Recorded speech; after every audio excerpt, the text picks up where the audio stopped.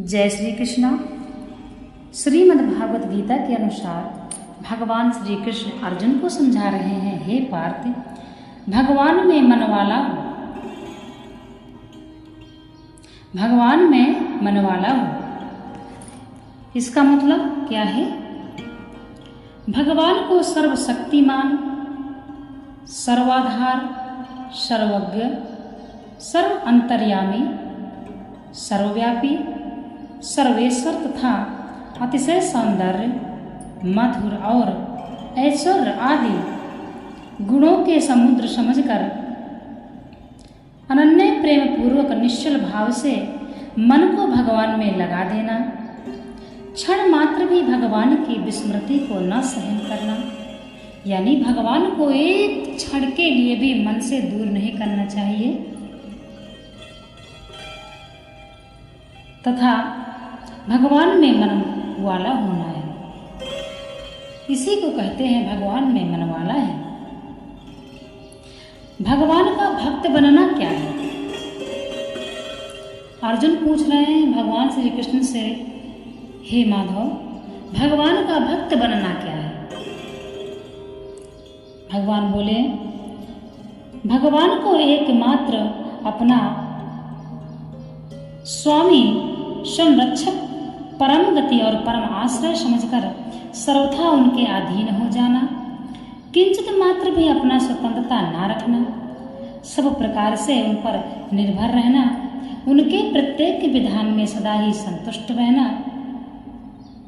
मतलब जाहि विधि राखे राम ताहि विधि रहियो, यानी कि उनके प्रत्येक के विधान में सदा ही संतुष्ट रहना और उनकी आज्ञा का सदा पालन करना तथा उनमें अतिशय श्रद्धा पूर्वक अनन्य प्रेम करना भगवान का भक्त बनना है।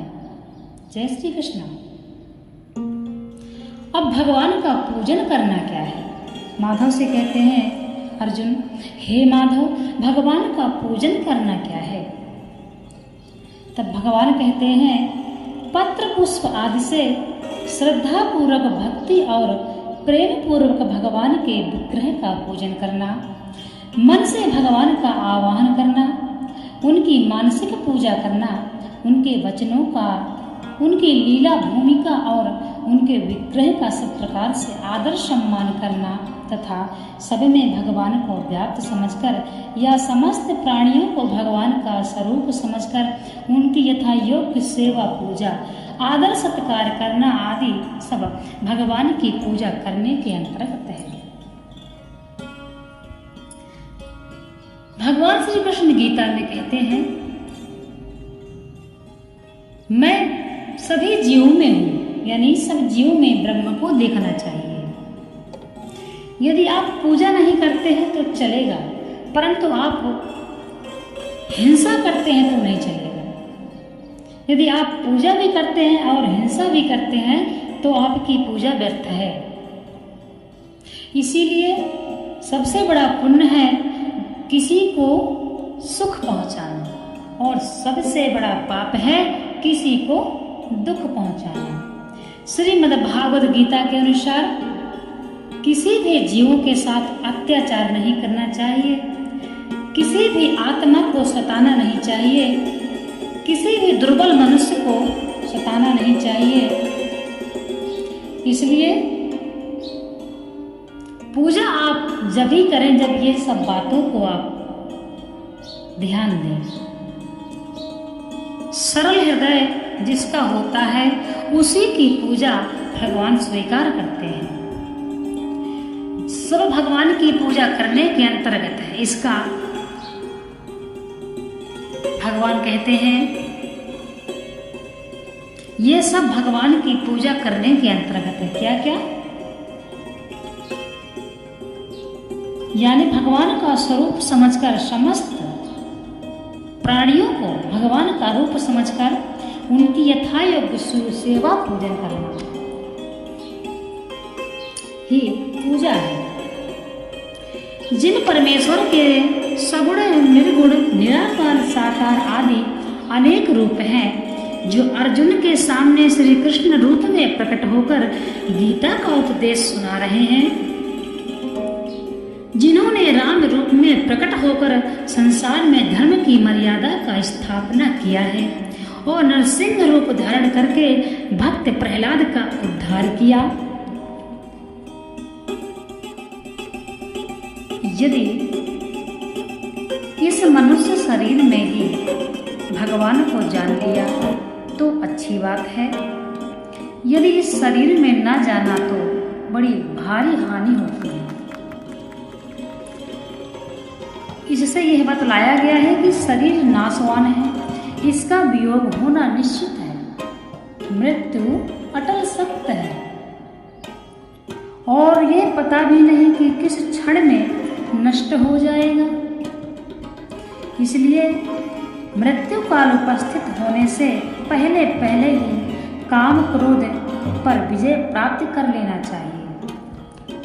हे अर्जुन, साथ ही साधन करके ऐसी शक्ति प्राप्त कर लेनी चाहिए जिससे कि बार बार घोर आक्रमण करने वाले ये काम क्रोध रूपी